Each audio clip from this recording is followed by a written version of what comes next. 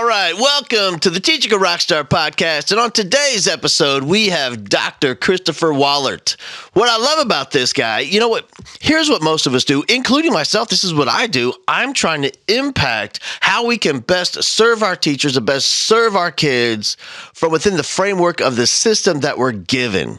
What's different about Dr. Wallaert, what Kristopher is doing is he's trying to impact the system.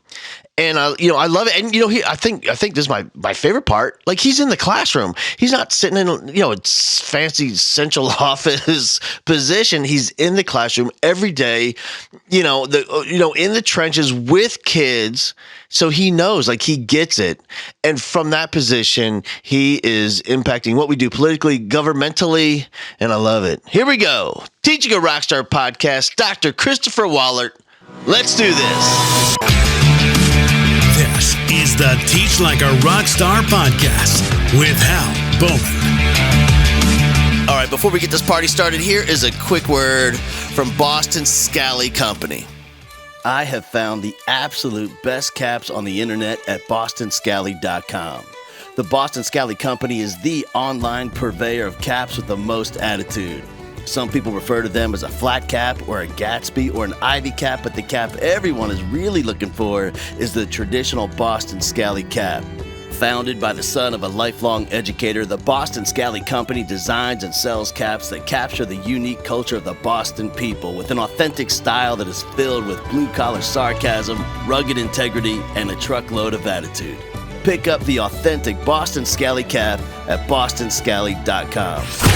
The Teach Like a Rockstar podcast with Hal Bowman.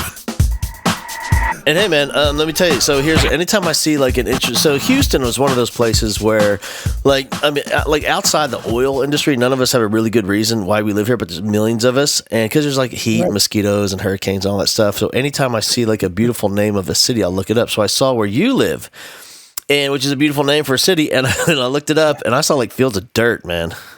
Pretty much, yeah. No, it's funny. We have an air base here. It's Mountain Home Air Force Base here. Uh-huh. And people who put in to get stationed at this base think they're coming to a beautiful, nice landscaped, nice, beautiful mountains, and it's far from the truth as possible. Yeah. Now, originally you're from Oregon, isn't that right? I am. I'm from Portland, Oregon. All right. Here's the thing, man. We went to visit, and we went to Seattle, and then we went down to Portland, and this is maybe 2 years ago. It was absolutely gorgeous, and it was very funny because like everywhere we went, people were telling us, hey man, it's really not this sunny like this. Like, it's never like, this is the best 2 weeks we've ever had here. So I don't know if that was true or they just didn't want me moving there like the rest of the nation. No, it's true. It's 100% true. In fact, it's usually about 280 days out of the year in Portland it's raining. We thought we're in like utopia because everyone, like, no one's working, everyone's outside, people are running around with their dogs and playing frisbee in the park, and like, man, this place is amazing. Then we found out this has happened like once in the last century. Yeah. So let me tell you a funny story on that. So when I was going to college in Portland, they ran their snow schedule off of the Portland public school system, and so they were in Portland. They panic if there's ever a hint of snow, just a hint. Yeah. They panic. And so they actually closed school down the next day, and that means that the college was closed down and everything. It was 72 degrees and sunny. It was amazing. Day off, baby. Day off. That's right. Yeah, here, man, we'll close schools just because it's cold. And people freak out when it's like, because if it drops like 15 or 20 or something crazy like that, well, the reason, like, nobody has coats. Like these, like in elementary, like these kids don't have coats. I mean, you have them waiting on a bus when they're, it's 12 degrees outside with no coat. So oftentimes they'll shut it down just for cold. Yeah. Well, the funny thing is here in Idaho, Mountain Home specifically, we won't shut it down unless cars can't move. We're serious about education in Mountain Home, baby. Yeah. Hey, man. So when you were in, I was wondering because you have I noticed that you got your teaching certificate along with your master's degree, and so when you were in your doing your undergraduate degree, did you think you're going to be a teacher? No, absolutely not. In fact, you probably saw what I have. I have a bachelor's in Bible and theology with a minor in pastoral ministry. I was thinking I was going to actually be a youth pastor. Yeah. And crazily enough, and I had a huge, big fallout with where I was at and the internship that I was at. And it was actually our first year of marriage, my wife and I's first year of marriage. And we were planning, everything that we were doing was planning around that internship and then getting into pretty much a full-time career of youth pastoring. And apparently somebody upstairs had a better plan and a bigger plan, because that didn't work out. And I went back for my master's degree, and here I am teaching today. And I guess in one way or another, I'm doing what I was going to do in the first place, just in a different world. Yeah, I was about to say, man, you just have desks instead of pews. Like, you're still like, Yeah, pretty much. you're still doing the thing. You just can't call it that. That's the only difference. Nope. Yeah, sadly, yeah, it's true. You have to change the vocabulary a little bit, but you're still pastoring for sure. That's why it's no longer God, it's the guy upstairs. Right, exactly. Yeah. And then when you were graduating and you have your certificate now, or however you do it with your master's degree, what was the plan? Was it like jump into elementary school or junior high? What were you thinking? Well, I was planning on getting my endorsement in middle school and high school, but I'm too stupid to do the high school math, so I couldn't get my endorsement in high school. So I actually got elementary and junior high, which I absolutely love and would not change it for anything. And then after my graduation, I applied to over 75 schools around the nation. And only one school called me back, and that was not even Mountain Home. It was New Meadows, Idaho. It was a town of 500 people. Yeah. And coming from Portland, Oregon, with over 1 million in certain areas, especially if you look at the full picture of Portland, going into a town of 500 is like going from a Rolls Royce to a horse carriage. Yeah. I've done it, man. So, yeah, when my first gig out of college was what we call a 1A school, and this is a school where in Texas, they graduate. I mean, well, let me tell you, like in the graduating class, the top 10% and the valedictorian was the same person. That's how small the school is. Oh, wow, yeah. Yeah, and so and I did that scene, man, where I taught it was K through 12. I was a band director at the time. I did elementary music, and I did first grade PE, and then I was at the high school teaching band, and I mean it was and then plus all the other stuff that they don't tell you you're going to teach, but you're teaching it. All that stuff. But here's what I learned. I don't know if your experience was the same, but my experience was that it was a crazy steep learning curve where, like, if you go into a suburban school, there's a lot of people on your team. You got a team leader, there's mentors, all that stuff. They're kind of nurturing you along. But in those tiny towns, you better figure it out fast. Yep, absolutely. I 100% agree with you. In fact, when I got to New Meadows, I was the first teacher in over 27 years to do a combination class, and that was my first go at teaching. And it was probably the worst year of my life. Yeah, it was hard. It was very hard, and I had to learn the hard way. It's It's shockingly difficult. Like, this is one of those careers. I know people get, because I say it like on every podcast, but this is like the only profession on the planet where they have the same expectations of a first day teacher as they do of a 35-year veteran. Like, you're expected to produce the same results. And by the way, we're talking about little human beings, that sit before us every day. And it is like just a physically tiring, the exhaustion, but it's the emotional exhaustion, man. Absolutely, it is. I agree 100%. And I think the level that we are expected to maintain throughout not only an entire career of teaching, but just moving into it, not knowing a full load of what it looks like your first year, second, even third year teaching. If you don't have support, you don't have those mentors behind you, then I can tell why there's teacher burnout. And I can also tell why teachers leave the profession. Yeah. If you don't have that support, you're going to burn yourself gone. Yeah, I think I think it's just a feeling of desperation. Like you're sinking. You're in the ocean, sinking, and you're looking for a vessel somewhere out there on the open seas to come throw you the light, but there's nothing out there. Like, if in a typical first year teacher, like we do the celebration, the whole back to school thing. We help them decorate the room. We tell them they look great on the first day. We get them fired up. Go get them. And then life happens and school happens. And I got my own problems, man. And we forget about them. And as a result, they're in their classrooms struggling. Yeah, absolutely. Totally agree. Yeah, definitely agree. So when you were first starting, did you have on that campus, was there an influential educator, or was there somebody back in college that you could call on, or maybe one of your teachers in high school that kind of helped you out and kept you going? No. Crazy enough, no. I again being in Portland, Oregon, and then moving over to Idaho in a small town of 500. I'm the distance between where I was and where I am didn't allow for a lot of that communication with anybody that was solid for me. I was the outcast in a small town. Yeah. I was the one that they looked at and said, "Oh, here comes the new kid from the big suburban area," you know. And up there, it was a different mentality, and I had to learn fast to either you walk the line, Yeah. or you're not there, Right. and that's really what it was. And I didn't have anybody that to really fall back on, ask questions. There was one mentor teacher that was assigned to me, and I will say this: her name was Cindy Feely. She was probably the most influential woman in my life at that moment for teaching, because she knew what I was going through. She understood the frustrations that I was going through, but she came right alongside and said, "How can I help? What can I do?" But she didn't even teach in that school district. She taught in a different school district about 10 miles outside. Really? No. And so How did you guys connect? So the way that it is, so you have McCall, Idaho, which is kind of like a resort town-ish now. And then New Meadows is about 10 miles just outside, down the canyon a little bit outside.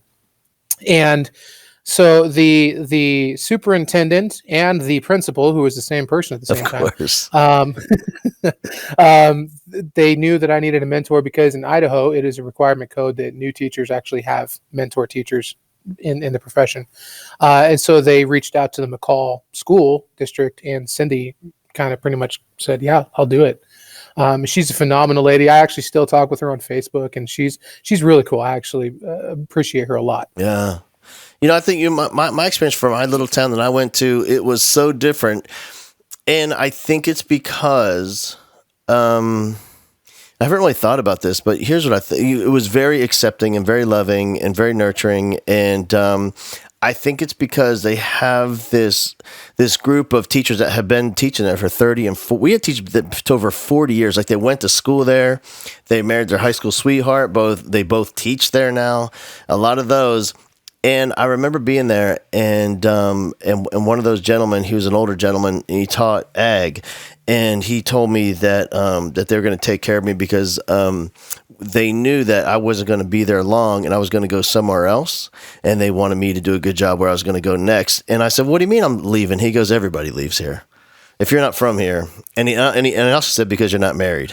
And so that means you're leaving. If you're not married, you're going to go find a lady, and you're going to go marry her somewhere else."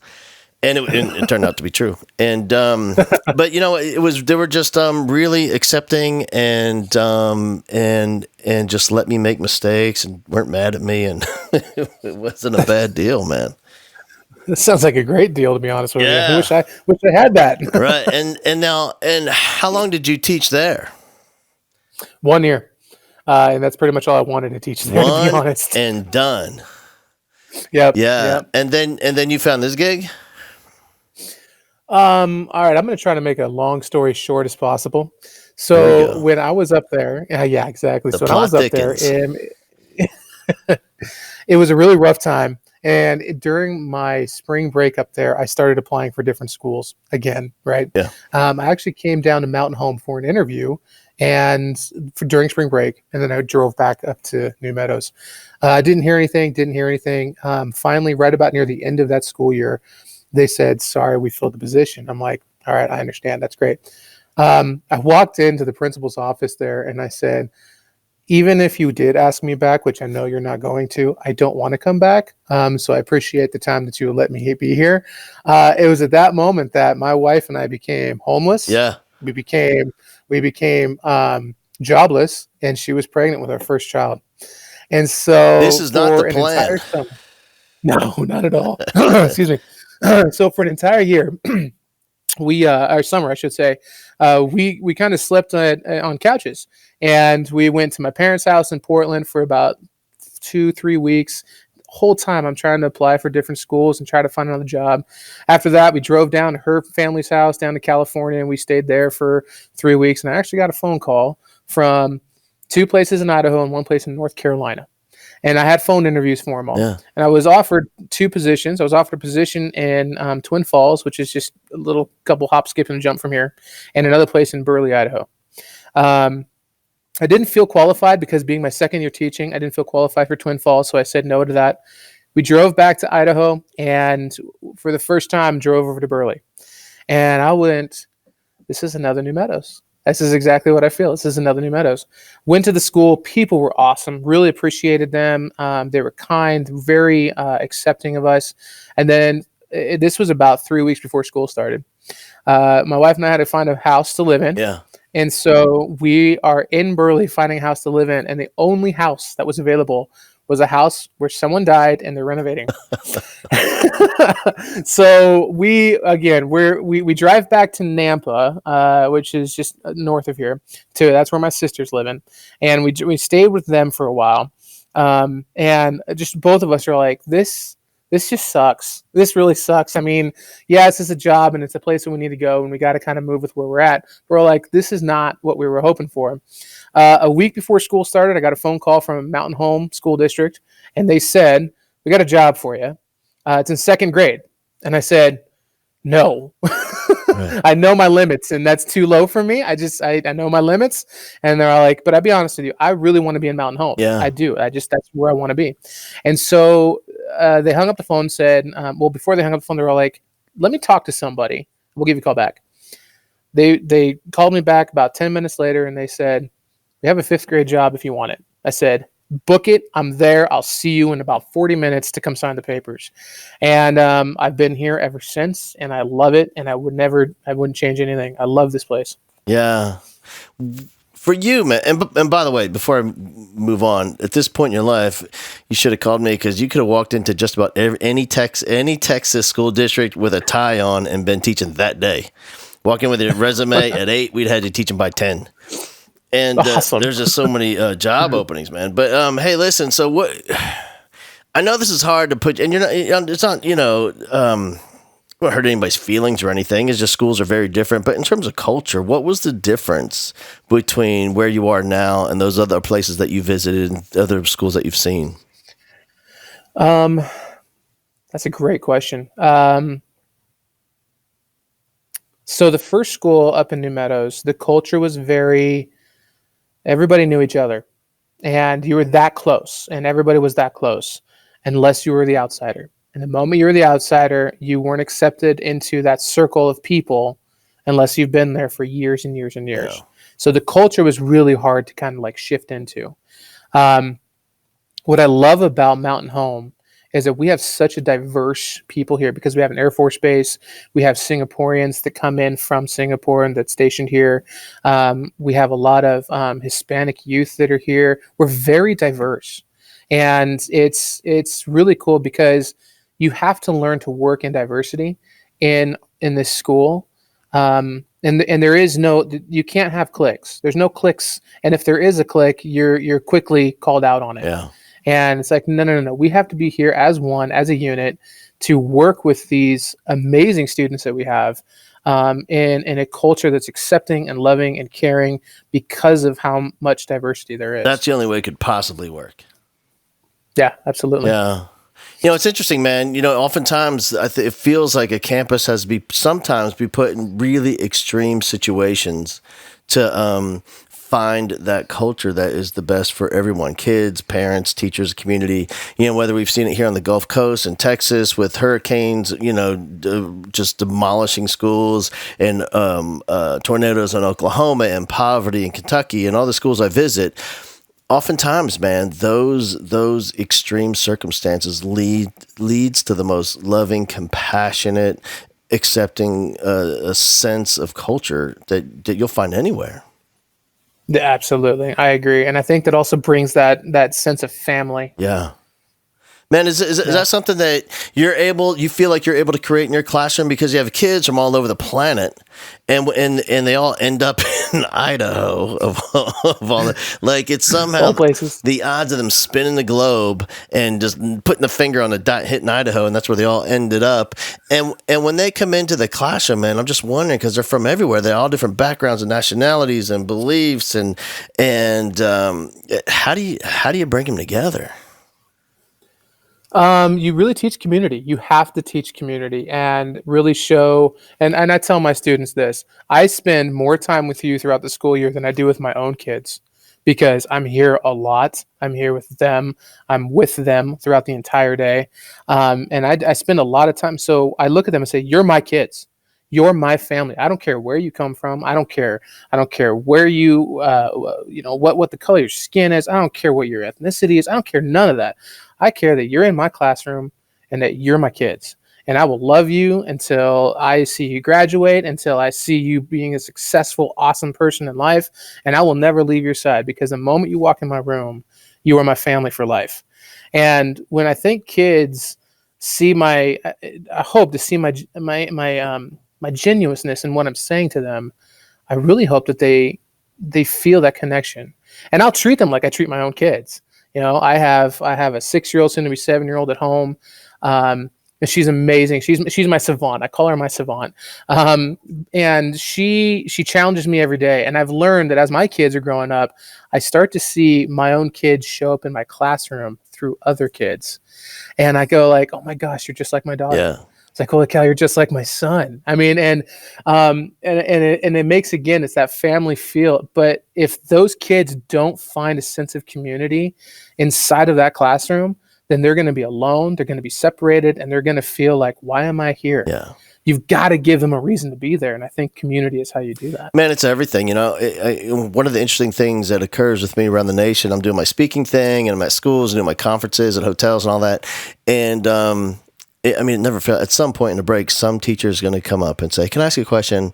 I'll say, yeah, sure. And say, well, I've got this one kid and he done, and she wants a solution. And the whole time I'm thinking, well, first of all, this would never happen in my classroom ever. Like that, we would never, because I think that has gone through so many steps that we would have cut off in our family before it ever even got to what you're describing.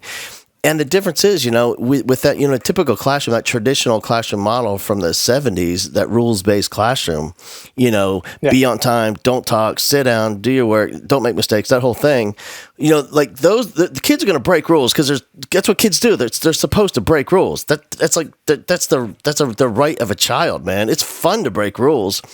But when you're in that family, like you describe, and they have this sense of common values. Now, to break a commonly held value among a group of people, that's painful. And that's why kids don't do it. But to break a rule, easy, man, no problem. Yeah, no, I absolutely agree. And I think you have those kids. Not all kids are perfect. And not all kids are going to be great, awesome students in your classroom. In fact, I have my struggling students that just the other day, I went rounds with a kid, but I never send my kid out of the classroom. I never send my kid to a principal's office because they deal with me. Yeah. And I am the person they deal with because I'm investing into that kid. I'm investing into that amazing student. And I know that what he's coming in with has nothing to do with me. What he's coming in with has everything to do with his background, with his family life, his home life, just the baggage that he holds and he carries. My job as a teacher is to look at that student and say, I'm going to love you no matter what. I know that you're going to take your frustrations and your hate out on me because of something that's happened to you somewhere else. And you know what? I'm okay with that because I love you and I see your potential and I see how awesome you are.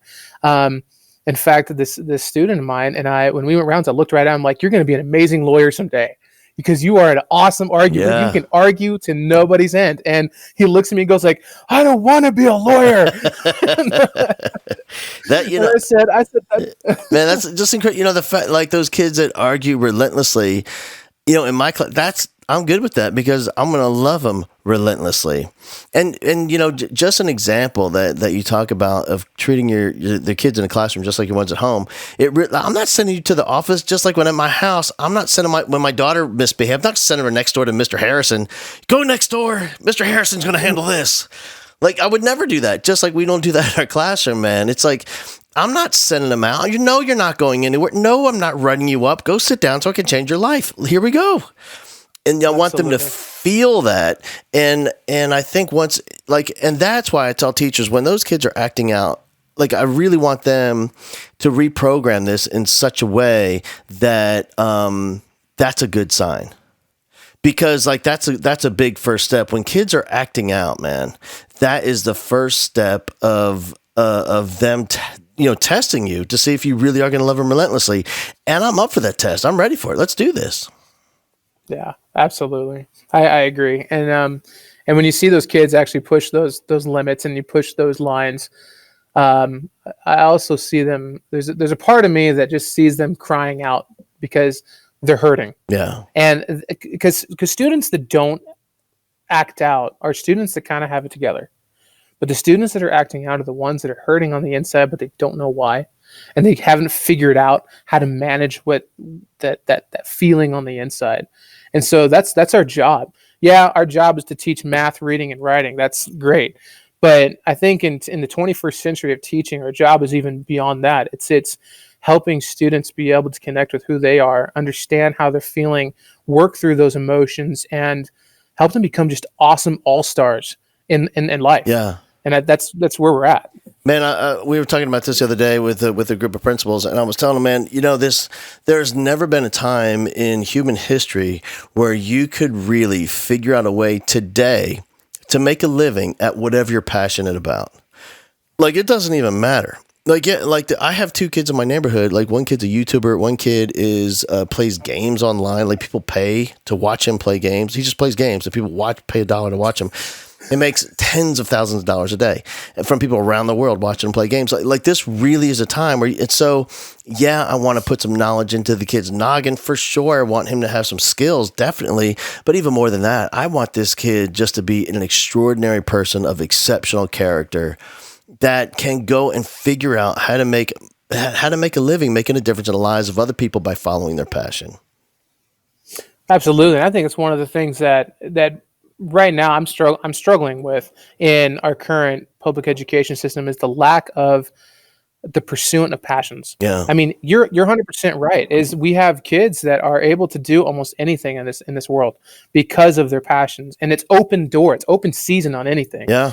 But I when I have a kid who wants to be a YouTuber, and that's what he's focused on because that's all he watches and that's what he wants to do, and it's my job to go, let's get you there. Yeah. And I think in the classroom, we should say, all right, well, you still need to know the reading, the writing, and the math of it, but let's put it in a passionate way of knowing that you understand. So where does math fall into YouTubing? You need to read and write script. So let's make it accountable to what you're wanting to do as your passion. I think that's where our education system needs to start pushing is finding those passions of those kids and directing them that direction, Yeah. Even I remember, oh my gosh, I'm getting old. This is probably 12, 15 years ago. I was teaching a class and all these kids were seniors in high school. And this kid, we had show and tell, and people always made fun of me, but let me tell you something, brother. You want to get some seniors in high school involved and engaged, do show and tell. They love it.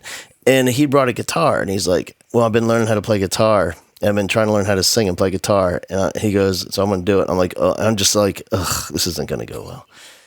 And it was so good. Like, it was mind-blowingly good. And we ended up taking the kid into the stairwell and inviting other classes because of the acoustics in the stairwell, And within a couple of weeks, I had him in my car and I took him to Austin. My friend has a studio there, so he could record a couple songs and he sold CDs at the school. It was a big deal. Like, even then, I mean, that was a big deal. Like, you had to get a kid in a car to take him to a studio. But now, like, that same kid, you could make that happen that afternoon with somebody's digital recorder right there in the classroom.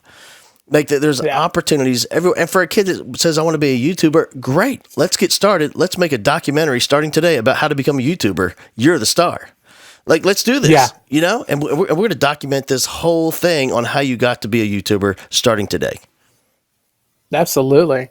I think just encouraging them their passions and being able to open the door for them, and the classroom is an awesome opportunity to do that. You have so many things at your fingertips that you can say, all right, like, I know that Idaho's a little behind times when it comes to computers. Yeah.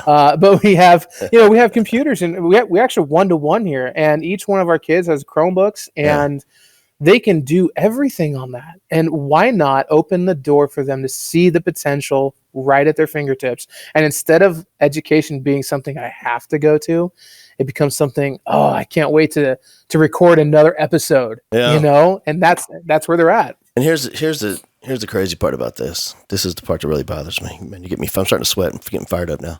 So here's what bothers me is, because of what we have is standardized testing, and that is kind of the benchmark, how we're going to measure this thing. And so here's what we're doing. And now this has crept into my own home where we have these kids, and let's say, Sheila goes to school and Sheila just is amazing at math and science. And she just performs way up here, man. And she's awesome. She's at the very top of the class. And, well, you know what, man? When it comes to math and science, we're not worried about her because she's going to kill it. She's going to crush that test. She's going to ace it.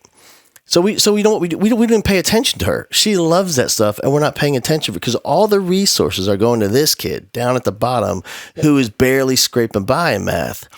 So we're going to work this kid for hours and hours and hours a day to get him up just to be passing, just to be barely acceptable at it.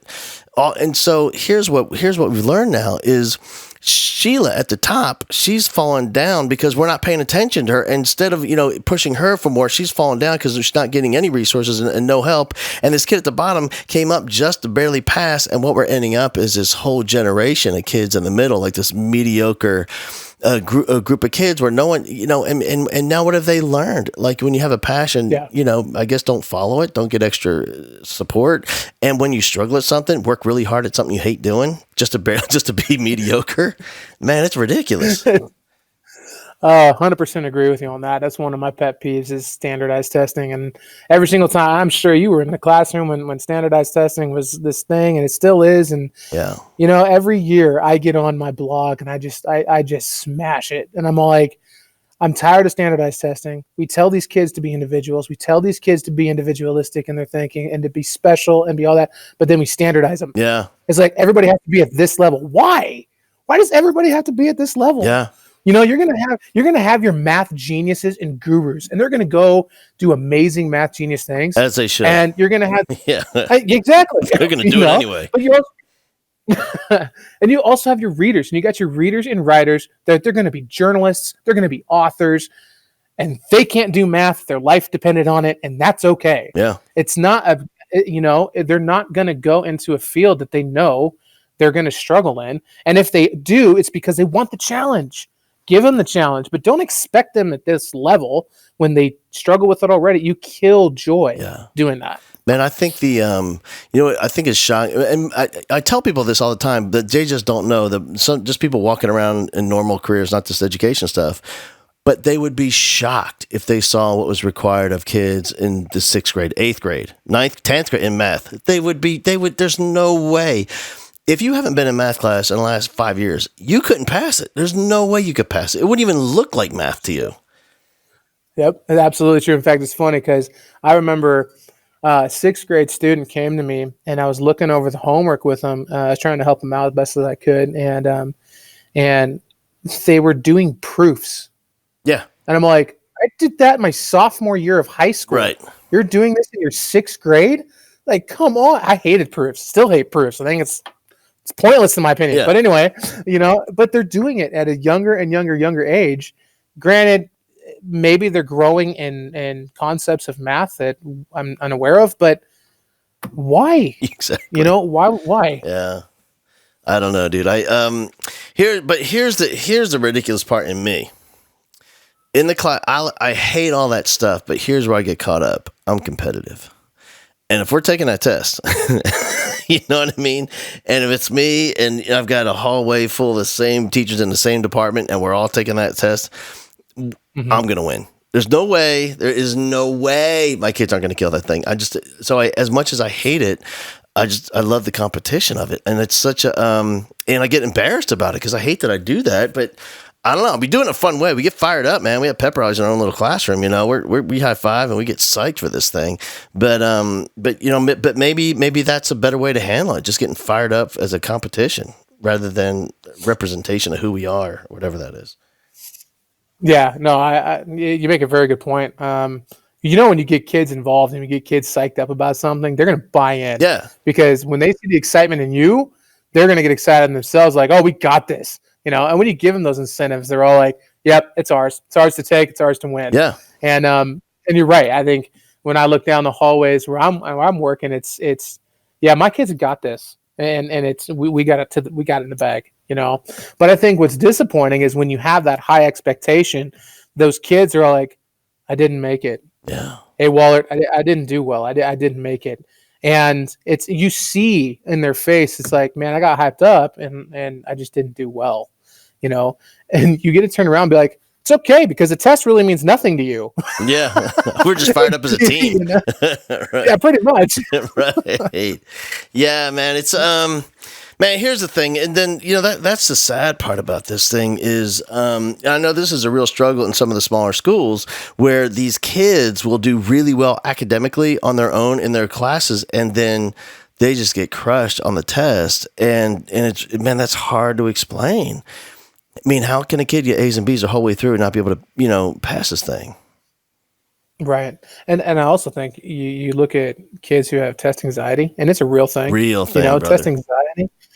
And so why are we pushing this expectation on these kids that, don't test well? But I guarantee you, those are the kids that can build you the awesome, greatest looking model you've ever seen. Yeah. And they can tell you every piece of that model and how it works. But yet they have to sit down and take a 2-hour test. Yep. That's a kid would love to get up and do a presentation. I'll do it right now. Yep. I'll go first. Yep. And they'd kill it. They'd kill it too. Yeah. Man, and you know what? Here's the other thing as teachers, and this has become a real problem in the last few years, when you bring up the point of standardizing our kids with this test. I mean, here we are for how many years now when in the professional developments that we go to and all those events, when there's people talking about, how to differentiate our instructor for different learning styles. It's like, what's the point? Why? We're all going to give them the same test anyway.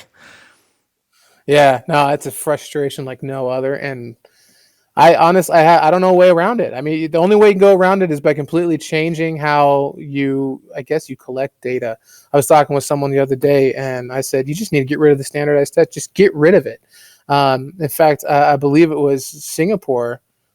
Singapore was the last one to get rid of standardized tests they just got rid of it. They use them, but they say, okay, this is where the kid's at, but it's not a big deal. And the reason they got rid of it is because they wanted to remove competition from education. Yep. And it's like, education shouldn't be a competition in the first place, but we make it a competition. Yeah. And it should be, let's meet you where you're at. Yep. Man, here in Texas, I know there's a school, my alma mater, that school district, the last thing I saw, they got rid of D's. So it's A, B, C, and F, and they got rid of D's. And my kids' school they go to now, they're no longer doing class rank, and they're not publishing class rank. I mean, I'm sure there still is, but no one knows who's where. But but yet in Texas, we have this whole, well, these snowflake kids need to toughen up and just learn, But, like, what's the point, man? Like, I just don't understand. Like, what is it? Who cares where the kid is? Especially my kid goes to a crazy competitive school where at one point a few years ago they had to shut down the transfer because the kids would transfer out of that high school to another high school and go from the third quarter into the top 10% in the last 2 weeks of school. They transferred again. You know what I mean? And so playing the system, yeah, they right. just know how to do it. So they shut that thing down. But man, it just doesn't matter. I don't know. Yeah, no, I'm with you. And a lot of people might disagree with me when I say that education shouldn't be, shouldn't be competitive. But we have our competitive parts. School has sports. Yeah. Texas is a football nation. Texas loves their football. It's a religion, Idaho, brother. It is. Yep. It is Sunday night football, man. That's just pretty much what it is. Yeah. Thursday night lights, absolutely. Up here, it's we have our football, but it's not anything big. Yeah. We have our Broncos. Woo, go Broncos! And it's pretty much all we got. Right. We don't have any baseball. We don't have any soccer. We don't have any hockey. Well, we have the Steelheads for hockey, but again, it's not like the very big push. Education shouldn't be one of those things that's a sport. Yeah. Right. Otherwise, you're gonna have a lot of bench warmers, if you know what I mean. Well, here's the thing, man. I think there's opportunities for that, man. If you want a kid, if you want your kid to go to that school, well, that's cool. We got schools for those kids. If you really want your kids to compete, awesome. They're over there at that school. But I really think we should give the vast majority of kids. And by the way, school doesn't work for the vast majority of kids. I think that's one thing we never realized, I mean, I always tell people, like, we talk about our dropout rate. The only person really talking about it is Bill Gates. And it's right around 45-50% of kids. Because if you count up how many kids are in kindergarten and then look at how many graduating seniors we have, it's about 50%. Now, they're not moving. Like they're not all homeschooling. Some of them are, but we're losing 50% of kids from the time they start school to the time they cross the stage with a diploma. So when we talk about the top 10%, that's not really the top 10%. Like that's the top 5%. We've lost half the kids. And when we talk about the top quarter, it's not really, man. That's like the top 12.5%. We've lost the rest of the kids. So if you think about whose school, let's say we can make an argument that the school works, like traditional school model works for the top 20% of kids. That's not true. Those are the top 10% of kids. We've lost the other half of the kids. So 90% of kids, the traditional model of school doesn't really work for them. Agreed. And I also think the traditional model is taking away the things that kids need the most, and we're even doing it more. Yeah. Let's sit them down longer. Let's have them read this book more. I'm pretty sure research says that kids that are, elementary should be playing. Go outside, get fresh air, go run, go hang out and play. Yep. But yet, like, I teach a 5th grade classroom and we have 15 minutes of recess. Out of an entire day, 15 minutes of recess. Yeah. And it's like you're shoving academics down these kids' throat and they hate it. Yeah. It's like I have to sit longer. Now I have to sit here more, but that's not what my body. And then so what do we do? Oh, well, little Johnny has ADD. Johnny can't sit still in his chair. Johnny has to keep moving up and going every place. And it's like, that's Johnny being Johnny. Yeah. That's because he's a kid, Yeah. And instead of giving him an environment where he's going to be successful, all of a sudden we start making excuses for why he's not.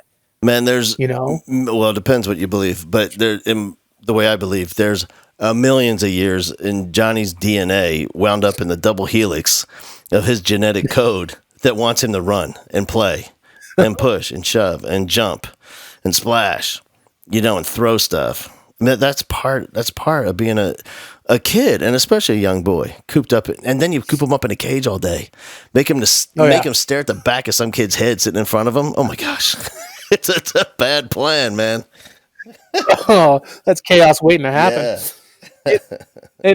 Yeah. I mentioned earlier how, I see my own kids coming into my classroom, even though my son, he's 4 years old. And my son has the most energy I have ever seen in my life. Like he can 6 o'clock in the morning, he's up, he's moving around, he's running, he's crazy, he's jumping off the couch, he's outside, he's jumping on the trampoline all day long. Time for naps.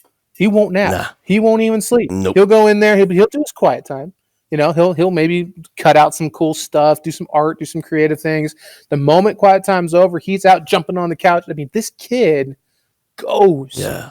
And just to look at him, you would think he's ADHD. He's ADD. No, he's a kid. He's a little boy who loves energy and has a ton of it.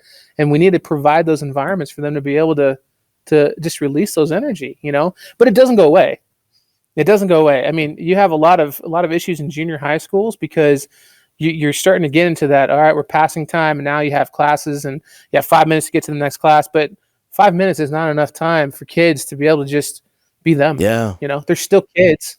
So yeah, I've got one of those boys too, man. And here's the good news, and for you as a parent, he's like the most amazing kid because, from day one, he has been just squeezing every second out of life. You know what I mean? So like when my boy I can hear him upstairs, boom, because he jumps and hits the floor, bam, and down the stairs, boom, boom, boom, boom, stomping down the stairs. And it is on until that night, we're going to find him passed out. So he won't even say, he'll just sit down and pass out face down on the floor under the table. I found him. He's over here, and then we put him into bed and it starts over the next day. That's the good news for you. The bad news is we just today got his boot off because he broke his leg about 8 weeks ago. So with those kind of kids, it's not a question of if they're going to break their leg. It's only a question of when and how bad is it going to be. Yeah, that's trust me. I see what he does. See what my son does, and I'm like, oh, yeah, that's a medical bill coming. Right. Yeah, man. For those kids, that you're right. I'm in junior highs all the time. I think the average is 5.5, 6 minutes of passing time. They call that. And one of the junior highs I just worked with is we just kind of all voted and teacher, and we took a couple minutes off of each class and lunch, and they're just 2 minutes, man. And we added those in to what they used to call passing time, and now they call it family time. And that is when every person in the school comes out into the hallway. Every kid, every parent, not parent, every parent working there, every teacher, secretaries, principal, everybody, it's family time. Every moment between class, I think it's 7.5 minutes. And so we're in the hallways. There's a couple of teachers that got a karaoke machine they brought from home, and they do karaoke in the hallway. It's like 7.5 minutes. They have dancing. They have all kinds of fun stuff going on. Arm wrestling, 7.5 minutes is a long time. And here's the thing, man, what I think people sometimes are fearful of is that we get the kids wound up. But when you teach them how to go from one extreme to the next, I can show you schools, man. There's one of my favorite schools. They call the lunchroom, they call it Cafe Chaos intentionally. They want kids crazy in there. We're going to direct the crazy because they want to be chaotic. So we're going to have chaos. We're just going to direct the chaos. But they spend the first week of school teaching them how to go from one end of the extreme to the other end extreme. They go from within 4 minutes, they'll go from absolute chaos, jumping on the tables, going nuts in the cafeteria. And then within 4 minutes, they're all in class, sitting on the edge of the seat, leaning forward, engaged, ready to learn. Because we taught them how to do it. And that's the only thing they know. That's what's expected. Yeah, I think you said a very key word is you teach it. You can't expect a student to go from one extreme to another without them having some form of structure or a teaching time to say, and they're going to fail at it. They're going to fail at it a lot. You have to learn it, man. But, oh, absolutely. And that's when you get to have those awesome learning opportunities and be like, okay, wait a second. Let's go try it again. Yeah. Because you know the expectations. Let's try it again. Let's keep working until we get there. And you're right. Kids can go from one extreme to the other when they've been taught, when they've been properly taught and not expected to do it. Yeah. So and then it just becomes part of the classroom value, and this is just what we do. And the thing is, man, once it's in place, then it's easy because that's what we do. That is the culture of the school. And when people come in, especially at an Air Force base and the small school I taught at, we had a children's home. So kids were coming in and they would find them a home for them and they would be out and new kids would come in. It was a faith-based home. So churches would bring kids in and find homes for kids. And so, our population would probably turn over by 25% every year, just new kids coming in and coming out. But they would plug right in because they would look around. Okay, this is what we do. Here we go. They don't know. Yeah. They're kids. Yeah, absolutely. Kids are resilient, man. I love them. That's why they're so amazing. It's ridiculous, isn't it? Absolutely. So jealous. I mean, like, there's just so many. I remember, just being a younger teacher and meeting some sixth grader and having a conversation with a sixth grader and think to myself, man, I got to get my life together. Yeah, this kid I've had those conversations. This kid will show me in their book their goals they wrote down. I was like, man, I better write some goals down. Well, here's my receipt book for coffee. Right. I'm gonna go home and write some goals. I'll be back tomorrow. Yeah, right. Yeah. Hey man, for you, like in terms of your I think one of the things I'm good at, and I think you are too, is like we're given the parameters. And I got to tell you, like I'm not the guy that I don't think a lot about the way things should be or the way things. I think a lot about the way things could be based on what we have right now. Like that's kind of I think where I excel. Like this is the rules. Like this is the framework. This is what we're given. This is what we have to do. That being said, what's the best way we can use that framework in such a way that I can use the content of my classroom as the vehicle to make a difference in this kid's life? And like for you, man, like is that where you are as well? Oh, absolutely. You said it right. We have parameters and we have the specifics that we need to do. We have the expectations that are set upon us as teachers. But that doesn't change the fact that our kids are still amazing, are still individuals. And it is my job to give them just the excitement of what it means to learn, what it means to grow. For me, I focus a lot. Yes, academics is important, but I tell my kids this every single year. If you walk into my classroom and you struggle in multiplication, and you walk out of my classroom still struggling with multiplication, I'm okay with that. What I'm not okay with is if you walk into my classroom and then you walk out never changed. Yeah. that's where I have a hard time, because it is my job to help you become a better version of yourself. And in my parameters that I have, I can teach that because I've been given 6.5 hours in a day to be able to touch this kid's life and say, you're worth it, you're valuable, and you can do it. And it takes 185 days sometimes for them to finally click. But then they go to summer, they come back. But it's when they come back to your classroom after they've gone out and they've come back and they're like, how are you doing? They're like, oh, I'm doing so great. Yeah. It's like, I'm so glad, because you remember what they were when they walked in for the first time. But inside of that classroom, it's not about a kid figuring out how to do math. It's about a kid figuring out how to do life. And that's the most important part. It really is. And I think we've always had those kinds of conversations with coaches, like football coach, because I know no one here is going to play in the NFL. There's no one from Mountain Home that's going to be, starting quarterback for the Seahawks. This is not going to happen. No one's going to the NFL. No one's getting a Division I scholarship. It ain't going to ever. And so, like, what's the point? And I think coaches have always had a handle on what we're really doing here, man. We're creating young men of exceptional character that we're teaching them how to be fathers, and we're teaching them how to be employers and employees. But when I tell them, like, that doesn't have to happen just on the football field or on the wrestling mat or on the soccer field. I mean, it can happen right there in your language arts classroom in the 3rd grade. Absolutely. Yeah, and it's giving those think times. I call them think times. It's where you pose them a question, and it's a question of ethics and morals, and then you have them debate it. You have them say, what's the best thing to do here? And then ask why. Why would you do that? Just from that alone, not only did you hit all of the standards, but you've also opened their eyes to, this is the real world, and I'm becoming a better person by creating a heart and a mind of ethics and morality to treat people awesome. And it doesn't matter who they are.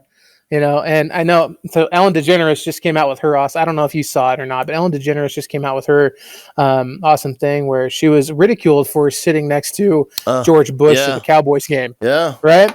And she comes out on her show and she's all like, when I say treat people kind, it doesn't mean treat people kind that you like. Yeah. And it's everybody. And I think that's the cool part about, being a teacher is you do that.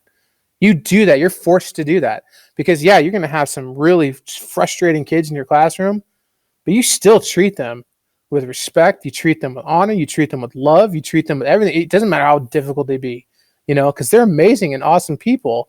And when I leave the classroom and I go to the big box store that we have in Walmart or in Mountain Home called Walmart, I get to go there and say, you know what? I live in a small town.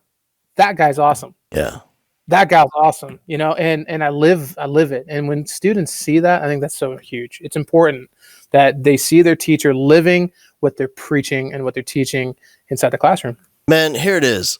This is a generation of kid. I really do believe it was different when I was growing up. I really think that we had in the 70s and 80s, we had these abstract concepts of role models and heroes. And I think it made sense back then. But this is a generation, man. They really do have to see it if they're going to be it. I got to show it if I'm going to grow it in that kid. In my mind, for those kids, I've accepted the honor or privilege of standing before every day. I know this isn't true, but I don't care. Like, I set it up in my head like this. I'm the only one they have. Because I always say, man, if you think like, well, this kid has great parents and that kid is an awesome youth minister and this kid has a great t-ball coach, man, you don't know what's really happening in that house, first of all, and you'll never know. Right. And so I set it up in my mind, man. When I'm there, man, like I'm all they have. It is me, 100% me, nobody else. That way I don't miss a kid. In addition to that, I know that if a kid is going to be what I'm asking them to be, they have to see that. And I got to show it if I'm going to grow it, because we can't just talk about it. They have to really see what it looks like in action. Yeah. And I think that also goes for, when we tell the kids, hard work, perseverance, grit, and we teach all these things, are they seeing it from us? Yeah. Or do they hear us? Are they hearing us complain? Are they hearing us making excuses? If we're going to teach them, hey, look, if you want something in life, you got to push hard for it. In fact, my kids this year, we have a little chant, and I started off by saying, if you want to be the most successful, and then they'll chant to me, you have to be the hardest worker in the room. And that's true. And and they know that my expectations are you push yourself, you work hard even when it's difficult. I'm right there next to you the entire time. I'm gonna let you struggle, because that's what learning is all about. Is I'm gonna let you struggle, but you need to know that you got to push hard. But if they don't see that in me, if they don't see that the fact that I come in, if I'm not prepared in the morning, or if I allow the outside stuff that's going on in my personal life to all of a sudden impact my classroom, then they're going to be all like, well, if he lets it do it, why do I have to do it? So we become those vessels. Yep. I believe it's even more than that, brother. I think it's another step. I think it's a next level where if they see you do it, they don't think, man, if he can do it, I guess I really believe they think, well, if he can do it, then that's what I'm supposed to do too. Oh, good point. Yeah. Like I really think that they think that, because like if we're leading them in every area, that's 100%, man. There's no exceptions. Well, in this one area, like whatever we're doing, that's what we expect them to become. Yeah, absolutely. And if you had to set those standards too, and it's standards that have to be personal, because if you come into that classroom and you set standards for them, and I think this happens a lot in schools, and I've seen it happen in my own school here, is as teachers, and teachers are the worst at this. What do they say? When a teacher's teaching, what should the students be doing? Yep. Right? They should be listening and paying attention. Yep. You go to any professional development, and there's a person up there teaching. What do most teachers do? Right. They got sidebar conversations going on. They're sitting there. So when we say, all right, guys, this is what I expect in my classroom, why aren't we expecting it of us? Yeah. I think it's huge. Yep. And I mean, too, man. It becomes, again, standard. And by the way, you clearly haven't been to my show, because ain't nobody focused on anything but one thing. I'm going to let you guess what it is. It's me. All right. So, yeah, man. So but this is so true. I'm glad you brought this up. And there's only a few schools that I've ever seen this. I've seen, I don't know how many faculty meetings I've seen. And I've seen a number of them where there is the school leader, whether that's a principal or an instructional coach or someone standing before, 150 teachers in a giant school. And they're telling them that they want more engagement in the classroom. And I want to see kids moving. I want kids see. And I'm thinking to myself, are you insane? Like, what are you doing? Like, because adults are just like kids. They have to see it if they're going to be it. Like, you got to show it so you can grow it in the teacher. And in addition to that, 99% of teachers did not learn that way. They don't even know what that means. To have an engagement process of a lesson. Like, what do you mean by hands-on? Like, what does that even look like? Like, they have to see examples and be coached in this process. Yeah. That's actually one. So one of the cool things I did in Mountain Home is me and a colleague of mine pushed for project-based learning. And we did a lot of the research. We did a lot of the footwork for it. And then we sat in front of the board of the school board, and we said, this is what we want to do. Here's the research that shows the student engagement goes up when we do it. And I think that we have an awesome opportunity to, instead of having education be something they have to do, it's something they want to come back and do, something they want to do all the time.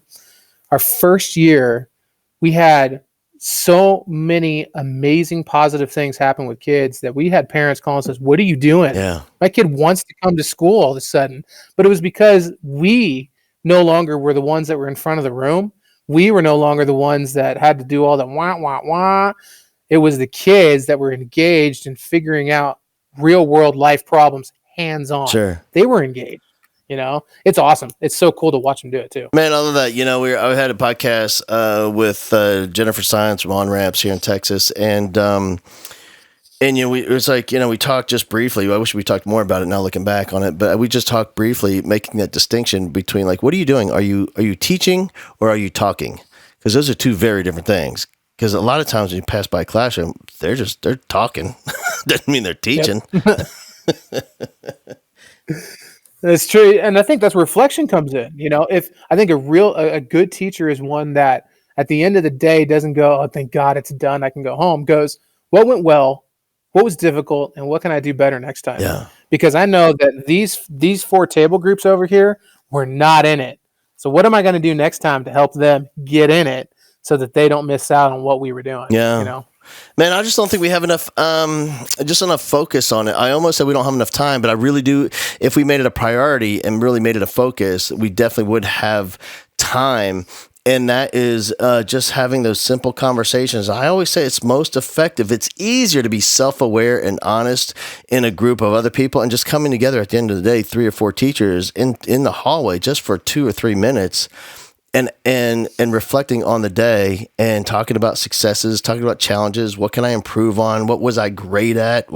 Tell me something that you could share with other people. And the whole thing might take 3, 4, 5 minutes, but man, it's just so powerful. Yeah. It is. And you can glean from the other teachers too and be like, you know what, how did that work out for you? And could you tell me a little secret of how I can implement that in my classroom? Yeah. And so now you're crossing those boundaries of islands. And instead of teachers being little islands in a school, which sadly it happens a lot, Yeah. you all of a sudden get this engagement between teachers and saying, we're here for each other. We got to build each other up. We got to be the ones that say, hey, you know what? You got this. You're going to be amazing. And if it doesn't work, come back. We'll talk about something else to see if we can get something else, Yeah. Yeah, I was going to say, man, it's a 180-degree difference than what traditionally happens. Because what traditionally happens at the end of school is people come to the hallway is, you are not going to believe what Trevor did in my class. And you think that was bad? Let me tell you what happened in my class. And it just gets into this downward spiral, man. That is kind of the traditional approach to, processing and sharing at the end of the day. And I get it. Like, it's really, really hard. And I know sometimes those kinds of conversations, I get it. Like, I'm not saying I don't participate. I have, and I still would occasionally. You just have to get it out, man. It's hard. You got to tell somebody, and your spouse doesn't understand unless they teach. So the lady next door will. She'll tell her. But for the other 90% of the time, it really is having positive, productive, self-aware conversations that lead to better instruction and also emotional support. Yeah, absolutely. I agree 100%. And when you're intentional in those conversations, and I think you're right. Those negative things have to be expressed. Otherwise, we keep it on the inside and it eats us away. We have to be able to express those. And I think we should have those close group of people that we trust and know that, okay, together we're making a pact, we're making a bond. We can come to each other and complain about whatever it is that happened. But the truth is, we're there the moment we're done complaining to start being that positive light in each other's lives and say, yeah, it was tough and it was hard, but tomorrow you're going to rock it. You're going to see little Johnny come in and you're going to say, love your face. Love to see you here. I'm glad you're in my class. And it's going to be a new slate and a clean slate. And you've got to have those positive interactions with your colleagues, or else it's all it is this, oh, not again, Man, that's like the beautiful part about this gig. This is the one of the few gigs on the planet where every day the sun rises, you can start over from fresh, brand new. Here we go. Just like never happened yesterday. Let's do this.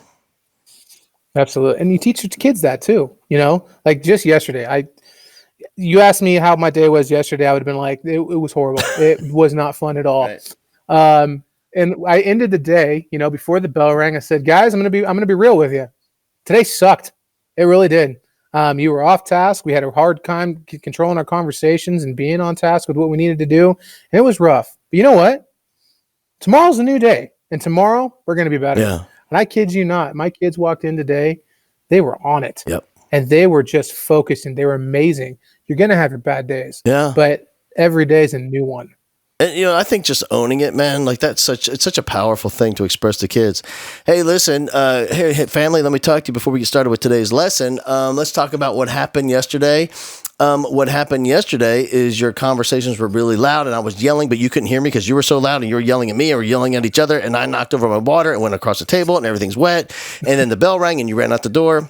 Well, what happened yesterday is I let you guys be in control of my emotions. And you were very effective. Thank you for your effort. However, today, I'm going to take that role back for the foreseeable. There's going to be another chance at some point this school year, but not today. I'm going to own those emotions. I'll take care of it. I'll be in charge. Let's get started. Because that's really what happened. And Helmet, they all know it.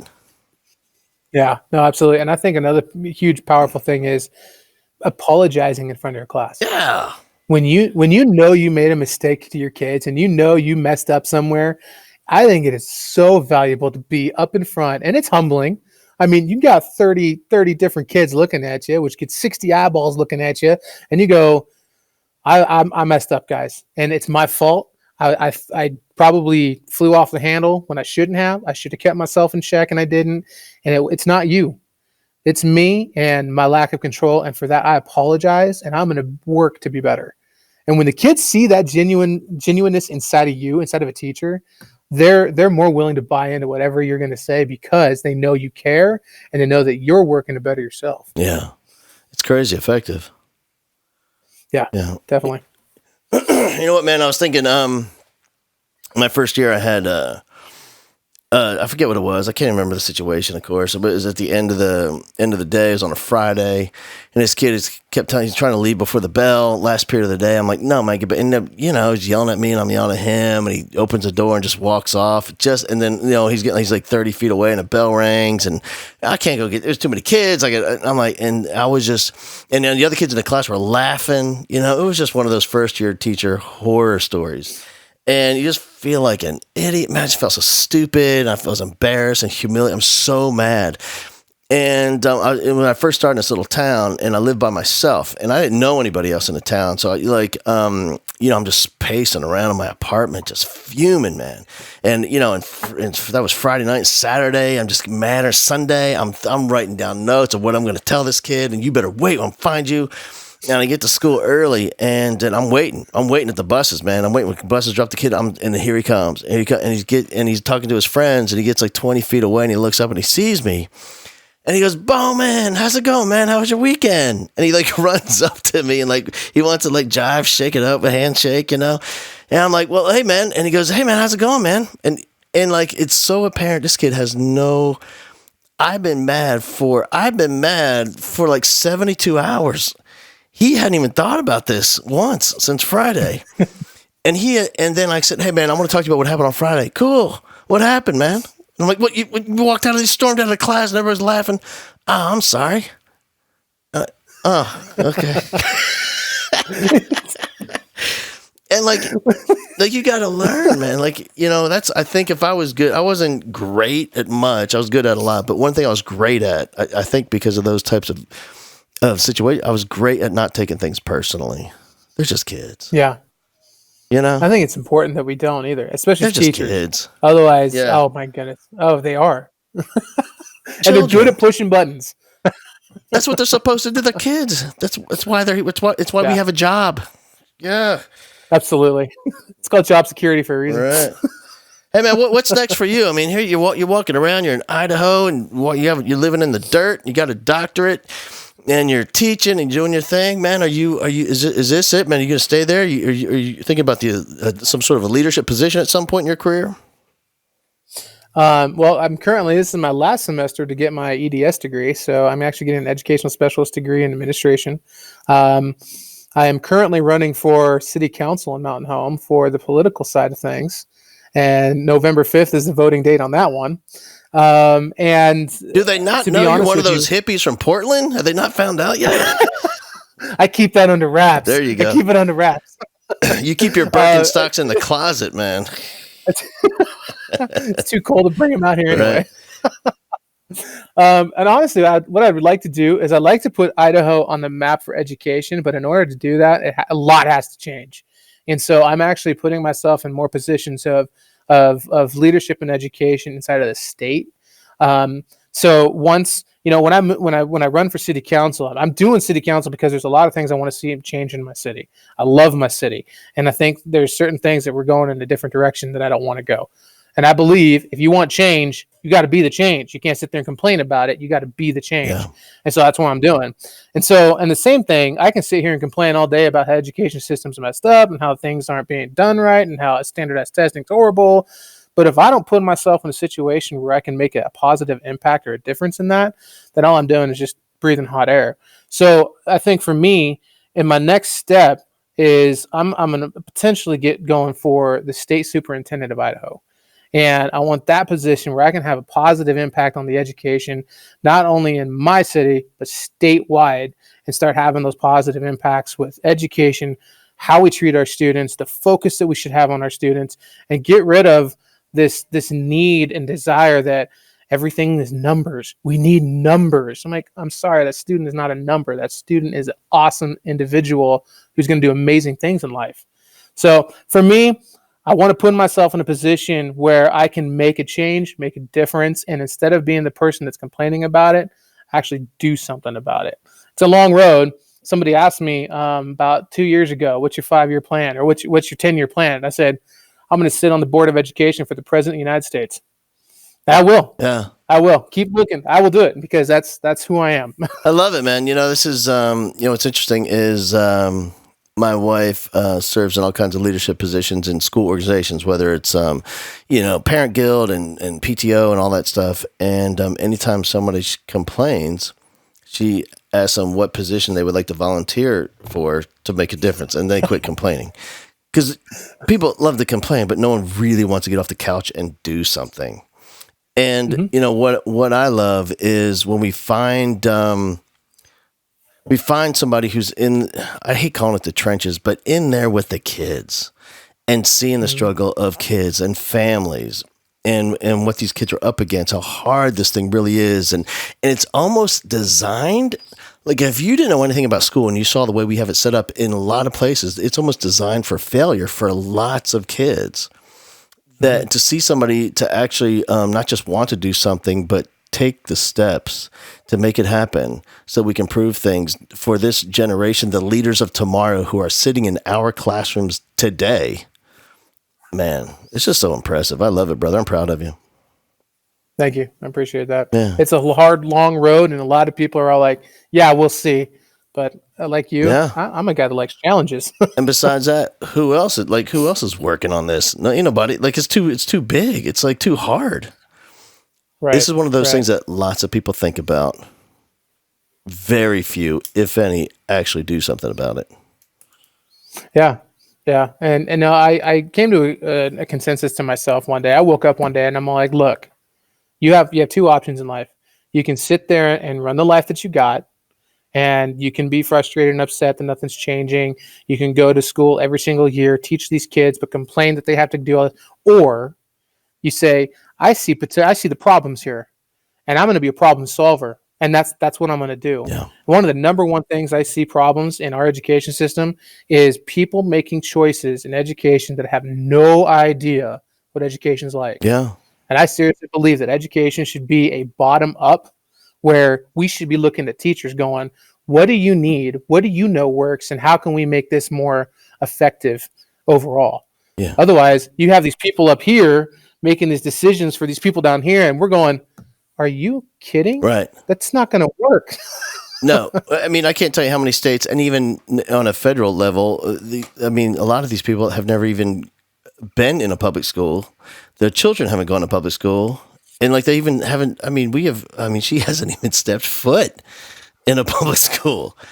And, I've always said, and I do want people to have a school board for sure at the state level, but I really think we should have multiple boards where, you know what, I can tell you a couple of custodians that I've met you need to have on a board that makes decisions, because they know the challenges of running a school and what that looks like on a logistical level. Just teachers, teachers, school leaders. Food service managers in schools, those people know what it takes to serve children rather than somebody. I know they're great people. I know but they're just unaware.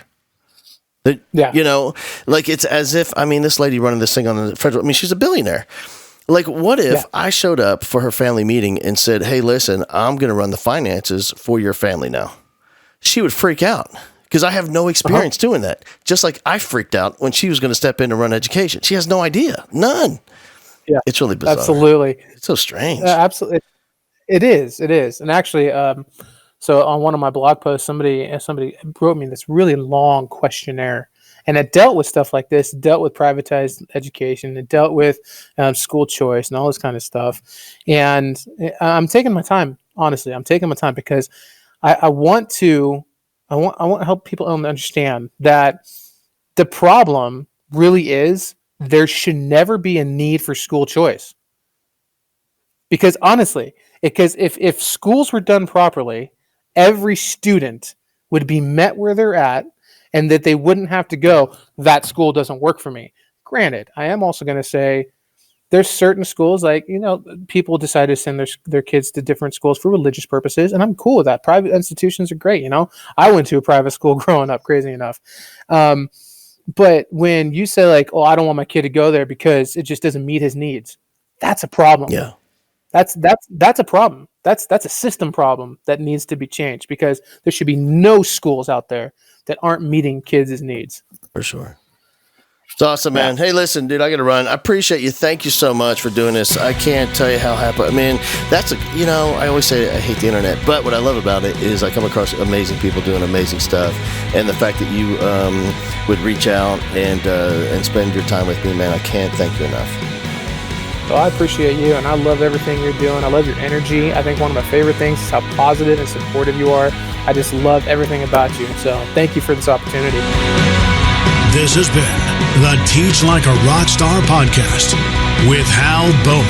Subscribe, rate, and share from halbowman.com/podcast.